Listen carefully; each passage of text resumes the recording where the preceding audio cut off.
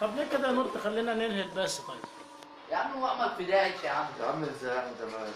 السلام عليكم ورحمة الله وبركاته. كما وعدناكم معنا كل جديد على قناة مصر بلد وأنا صعيدي، ومعنا الأخ أحمد شرفنا لليوم صعيدي وأساس الصعيد. يشرفنا انا اليوم رقم 1. رقم 1. رقم 1. رقم 1. اي حد جاي لازم ينداس، اي حد. نعم نعم نعم. وشارك معنا الأخ أحمد إن شاء الله يوم 20 القادم يوم الأحد. انتظرونا على قناة مصر بلد وأنا صعيدي من قلب ميدان التحرير، من قلب الأحداث، من قلب العاصمة مصر أم الدنيا. لا نربح المليون. مش عاوز مليون الراجل مش عاوز يربح المليون، وعاوز يربح السلام داخل البلد. أكتر من كده احنا ما شفناش سلام من البلد. لا بس في سلام في البلد. ما شفناش سلام، عمال يهد في بيوتنا ويخرب في بيوتنا ويخرب في ديارنا. موضوع مختلف النهارده موضوع مختلف. حضر واحد مش عاوز الهدد، واحد بيقول لك هد، بس انا ما بقولش هد، انا بقول هد للمخالفين. هد للمخالفين. نعم صديقي، نهد هد للمخالفين. للمخالفين، مش تبيع لنا دورنا تاني. انت عملوا لك الدور بكام؟ بيبيع في اراضينا وبيعنا في دورنا وبيهد في بيوتنا. ده شيء غير مقبول، ده شيء غير مقبول طبعا. وقفوا حالنا وعدونا. انت طب شغلونا. حضرتك قلت لي انت من محافظة قنا. قنا. اخونا من محافظة قنا جاي من محافظة قنا عشان يشتغل داخل القاهرة، فيتفاجأ بايه؟ انه مفيش شغل. فين عمالين فين؟ ولا في شغل ولا في حاجة، ومقعديننا وبيهدوا في ديارنا ومش عدنا عارفين نعمل ايه. نروح فين؟ وقفوا حالنا وخربوا ديارنا. احنا وهدوا بيوتنا. بنطالب من هنا من مصر ام الدنيا لا للاستغلال. القانون الذي صدر اول قانون يصدر على عهد هذه الامه. طبعا انتوا سياداتكم مش عارفين ايه اللي حصل مع مجلس الشيوخ والقوانين اللي صدرت ونزع الملكيه. ده قانون صدر جديد لاول مره يصدر بعد مجلس الشيوخ. حضراتكم ما انعقد اول جلسه تنعقد لمجلس الشيوخ، تم مجلس الشيوخ الموافقه على الاتي: نزع الملكيه، قانون نزع الملكيه ده اللي صدق عليه مجلس الشيوخ. طبعا ده مرفوض بتاتا، ده مرفوض بتاتا. احنا ماشي بنرفض العنف داخل الدوله وبنرفض الاستغلال داخل الدوله. ما بقاش انا بلدي وبلد ابويا وبلد جدي وتيجي انت سيادتك تفرض عليا قانون نزع الملكيه. يعني انا كده ماليش الاحقيه ان انا اعيش داخل بلدي. اروح اعيش فين كده حضرتك؟ انا كده اشوف لي دوله تاني تأويني اعيش فيها. انا ولا مطارد سياسي ولا ارهابي ولا اخواني ولا بتكلم في كلام فاضي. احنا ممكن طالعين بنهزر ماشي في الاول، بس لازم يكون هنا في عقل نمشي بيه. ما تجيش الحكومه تفرض عليا قانون نزع الملكيه. نزع الملكيه يعني تقلعني هدومي. ده اللي ناقص، ده اللي ناقص. بعد كده يقول لي تعيش فين وما تعيش فين، تشتغل فين وما تشتغلش فين. احنا مش عاوزين كده، احنا مش عاوزين كده. يبقى املاكنا وشقانا وعرقنا اللي تعبانين فيه وفي الاخر تصدر لك قانون نزع الملكيه. ده طبعا محدش يعرف عنه اي حاجه لغايه اللحظه اللي انا بتكلم فيها. ده القانون اللي ايدت عليه مجلس الشيوخ. اول انعقاد لمجلس الشيوخ بعد الموافقه وبعد اللي نجح وبعد اللي سقط وبعد اللي اطرد وبعد اللي راح وبعد اللي جه. تمام. ده القانون اللي ايد عليه مجلس الشيوخ. احنا بنرفضه من على ارض الواقع. زي ما اتفرض علينا القانون ايام حسني مبارك. القانون دوت اتفرض علينا حضراتكم كان في سنه 2008. اتفرض علينا القانون ان احنا مصالحات ابن مخالف، بس هيجي لك يوم من الايام تتصالح. الاجيال اللي طالعه ديت احنا ماشي هناخد زماننا وهنموت. الاجيال اللي زي دوت ده اللي طالع ده، لما انت تفرض عليه حق الانتفاع انك انت تأيد عليها قانون ما يتطبقش في العالم، قانون ما ينفعش يتطبق في العالم، ما ينفعش بني ادمين تمشي بيه. احنا احنا بني ادمين ولنا الاحقيه في دولتنا، لنا الاحقيه في بلدنا ان احنا نطالب بعيشه كريمه، نطالب داخل دولتنا ان احنا يبقى لنا الاحقيه في بلدنا، ما تبقاش البلد والارض بتاعتنا ويروح حد تاني ياخد ويستثمر ويزرع ويقلع ويبني ويصنع داخل الدولة واحنا نتشرد في الشوارع. هي دي الدولة اللي بتعمله معانا. انا ولا معادل الدولة ولا معادل النظام ولا معادل القانون، ولا طالع انا اتكلم في كلام اي كلام فاضي، مش اي كلام فاضي. القانون لما نزلنا من 2008 في الدستور تعديلات القوانين للمباني دي اتعملت ونزلت تحت الترابيزه، محدش عرف عنها اي حاجه. بعد احترام لكل القضاء والناس المحاميين اللي قلت لهم روحوا ذاكروا القانون من جديد، الناس درست اللي درسوا بس ما نزلهمش. الثغره اللي اتعملت في القانون ايام حسني مبارك في 2008 المحاميين القضاء ما كانش يعلم بيها، ولا المحامي كان يعلم بيها، ولا الشعب كان يعلم بيها. انتم ما تعملوناش ثغرات، ما تعملوناش ثغرات داخل القانون وتيجي تحكمونا بيها. ما تسيبنيش اغلط وتيجي تحاكمني. انت لما انت شايفني انا بعمل غلط ما تسيبنيش اتمادى في الغلط. انت سايبني اتمادى في الغلط ليه؟ لما اروح انا احط شقايا كله في بيتي وتيجي انت تهدهولي، او تيجي انت تفرض علي ادفع قد ثمنه تاني عشان اعيش. ايه اللي فاضل؟ ما فاضلش حاجه تاني.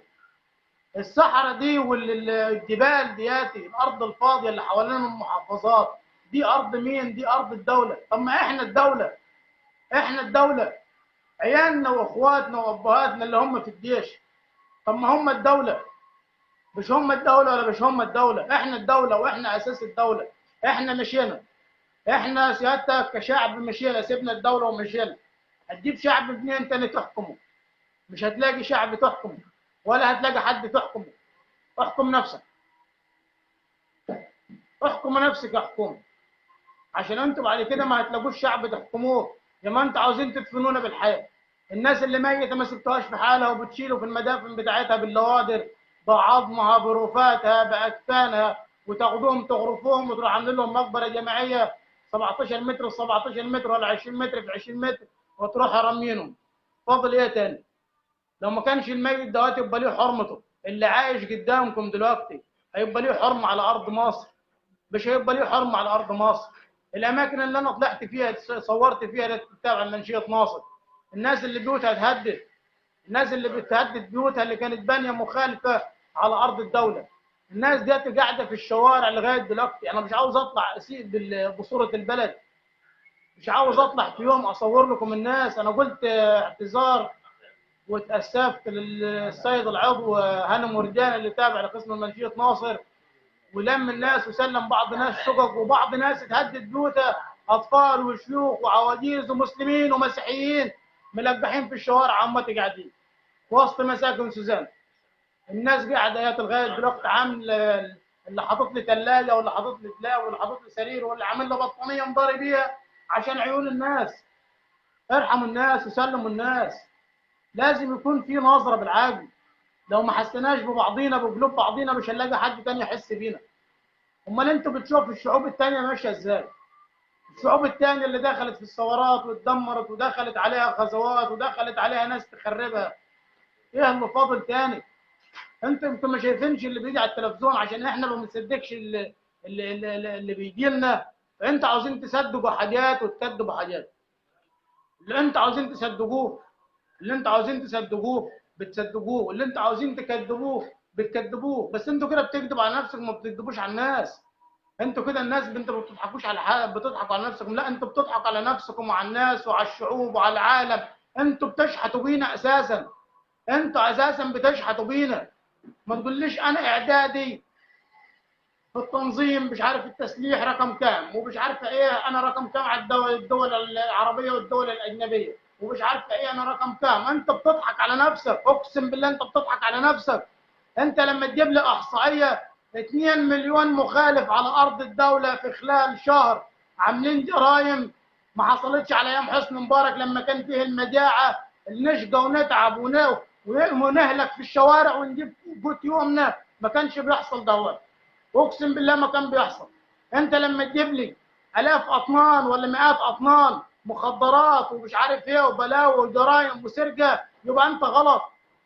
يبقى انت كده غلط. لما تجيش تجيب لي في النشره حاجات بتحصل في بلدي، جرايم واعتداءات واغتصابات ومصايب وقتل ونام، يبقى انت حكمك غلط. يبقى انت حكمك بالصح. شوف الصح فين واعملوه. شوف يا حكومه الصح فين واعمليه. مش عشان سيادتك علقت على كتافك نسور ودبابير وتعاملني انا باستهانه داخل البلد، والتاني سياده الموظف اللي قاعد على المكتب يقبض من تحت الترابيزه. طب انت بتمص في دمي ودم الشعب، انت فاضل ايه تاني لما انت بتمص في دمي؟ انا مش هلاقي لك دم بعد كده اديهولك. انت لما تمص على عرق وشقايه وتمص دمي مش هتلاقي دم في جسمك اديهولك. انت ما هتلاقيش دم في جسمك اديهولك. انا لما امشي في الشارع ولا اركب عربيه، على ايام حسني مبارك ما كانش حد بيقدر ينطق يتكلم في السياسه. احنا دلوقتي بقت البلد ميغا، تركب اي عربيه تركب اي مواصله واحد بيتكلم في سياسه، واحد مؤيد واحد معارض، واحد مؤيد واحد معارض. طب وليه كل ده؟ انت عاوز توصلنا لفين؟ انت عاوز توصلنا لفين؟ لغايه اللحظه اللي احنا فيها اعلام مضلل، حكومه مضلله، حاكم مضلل. وانا بقول الكلام دواتي وما خايفش منه. انا ما خايفش من الكلام دواتي. انا ببث من داخل جمهوريه مصر العربيه، ولا خايف من الحكومه، ولا خايف من الشرق، ولا خايف من الغرب، ولا اللي قبل ولا اللي بحري. عشان انا طالع اتكلم، انا راجل مواطن زي الناس.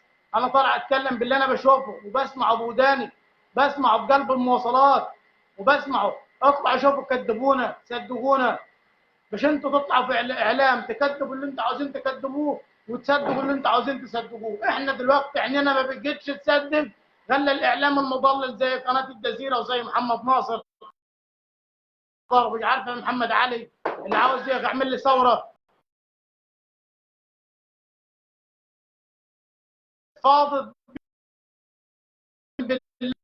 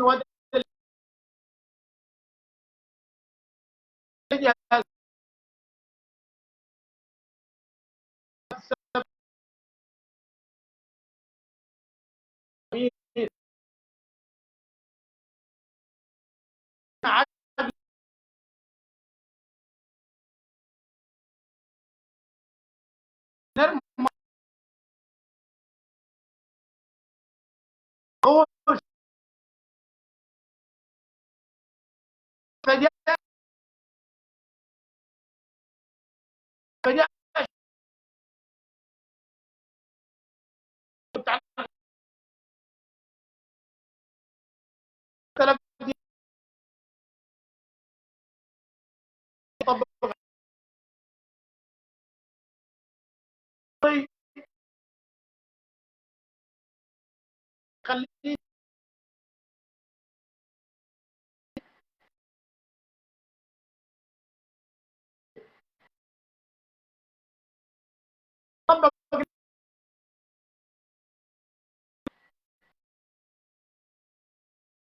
ثاني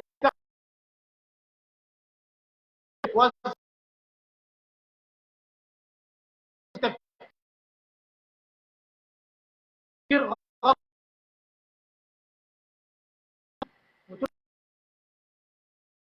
الدعم دواتي، الدعم ده للراجل المواطن الفقير اللي مش لاقي يجيب قوت يومه. احنا عندنا ناس لغايه دلوقتي بتتسول في الشوارع، ارحمونا. الثوره عدت علينا، والثوره الثانيه اللي انتوا بتقولوا ثوره ثانيه عدت برضه علينا، ودي علينا اللي كملنا خصمنا. خصمنا لما تكمل وجينا نشيل مكممين في الشوارع في الكورونا، ما كانش فيه بني ادم على وجه الكره الارضيه يجرؤ ويطلع تقول بلدي هيحصل فيها ايه ولا دولتي هعمل فيها ايه. كلنا اتلجمنا وخفنا وبقينا باصين تحت رجلينا بسبب فيروس صغير جالنا ما تشوفوهش بعينينا، عينينا ما كانتش بتشوفه. كله كان ماشي مكهرب من بعضيه، حكومه وشعب وجيش واجيال وابطال ومسؤول وكفار.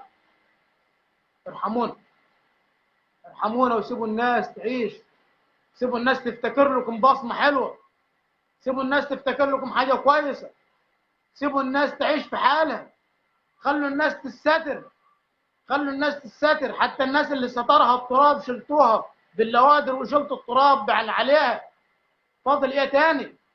اقسم بالله تاني ما فاضل حاجه تاني. انا عاوز الكلام ده يوصل لك، انا عاوز الكلام ده يوصل لسيادتك، عاوز الكلام ده وقتي يوصل لحضرتك والناس اللي خارج مصر اللي بتدافع عن قضيه هدم المنازل. عوض ربنا، عوض ربنا. فاضل ايه تاني؟ فاضل اللي هم الارهابيين اللي هم بيدافعوا عننا وعن حقوق شعبنا، هو ده اللي فاضل. الحكومه والشعب ومجلس النواب ومجلس الشيوخ اللي اتعامل زمير وطبيل دلوقتي ما بيجيش يدافع عن الناس وعن حكومتها، ما بيجيش يدافع عن شعبها. الحكومه دلوقتي ما بيجيش تدافع عن الشعب، ما بيجيش حمايه المواطن، ما بيجيش فيه مواطن اساسا. ارحموا المواطنين وارحموا الناس، الناس جابت اخرها. اقسم بالله تاني الناس جابت اخرها. لما تستنى بص الاقي الارهابيين اللي خارج مصر في قطر وفي الدول الثانيه الاجنبيه، الدول المعاديه لمصر، ومحمد ناصر ومحمد علي ومش عارف محمد مطر ده مش عارف ولا محمد مين ولا مش عارف زفت الطين مين، لما طالع يدافع عن مصر وعن شعب مصر واحنا هنا مش قادرين ندافع عن نفسنا. انتوا خلتونا دلوقتي بقينا خايفين منكم لدرجه ان انا بعد كده لما اشوف واحد في الشارع مش هسيبه. لما انا ابقى خايف منك وانت خايف مني، امال فين الامان اللي انت بتعملوه على ارض الوطن؟ امال فين التأييد لما قلت ايدوني يوم 30 ونزلت ايدتك؟ كل ده اتنسى؟ هو انا ايدك عشان انت تركبني؟ انا ايدك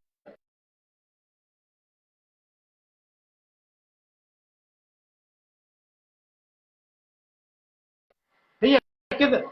انت خدت التأييد مني وخدت التفويض مني عشان تيجي في الاخر تدينا على قفايا وقفا اللي خلفونا. هو ده اللي احنا بناخده منكم، هو ده اللي احنا بناخده منكم، هو ده اللي احنا شايفينه على ارض الواقع. الشباب اللي طالعه ديات، اقسم بالله تاني الشباب اللي طالعه ديات بتدمروها. انتوا بتدمروا الاجيال ديات، الاجيال دي انتوا بتدمروها. اقسم بالله تاني انتوا بتدمروه. ده بيتدمر، ده بيتدمر بيتدمر. اقسم بالله تاني بيتدمر. فاضل ايه تاني؟ لما انتوا تقعدوه كده 24 ساعه يقعد يلعب في النت وسايب الشغل، يسيب الشغل ويقعد يلعب في النت. طب لما هو يسيب الشغل ويقعد يلعب ببجي، يبقى انت كده احنا كده ما بنصلحش، احنا كده بنخرب. لما انا اسيب شغلي اللي انا هاكل منه وابص الاقي التواصل الاجتماعي منزل لي برامج ومنزل لي العاب عشان العب واقعد اتسلى واقعد العب في النت، يبقى انا كده بتدمرني وبتدمر شعبي. بطالب من هنا، اطالب الحكومه ان هي توقف لعبه بابجي، لعبه بابجي اللي خربت الاجيال تتوقف. لعبه بابجي دياتي اللي جابت الناس ورا تتوقف. اللعبه دياتي اللي زي ده يا عم خلاص 24 ساعه قاعد يلعب بابجي. ايه اللي مضايقك انت؟ قاعد يلعب بابجي 24 ساعه. ومش هقول لكم اكتر من كده. وتحياتي من قناه مصر بلد وانا صعيدي. تحيا جمهوريه مصر العربيه، هنجيبها من السويس الاسماعيليه، هنجيبها من الصعيد لجنوب وغرب الصعيد، مش هنخلي مكان غير لما نتكلم عليه على ارض الواقع. ممكن يكون النهارده حلقه ملخبطه ومش عاوز اطول عليكم اكتر من كده، وان شاء الله انتظروني يوم الاحد القادم يوم 20، اليوم اللي اعلن عنه الارهابي الهارب محمد علي خارج البلاد من قلب ميدان التحرير، بس على هذه العدسه. وتشوفوا ان شاء الله الامن والامان داخل البلد. وتحيا جمهوريه مصر العربيه رغم انفس الحاقدين. والسلام عليكم ورحمه الله وبركاته.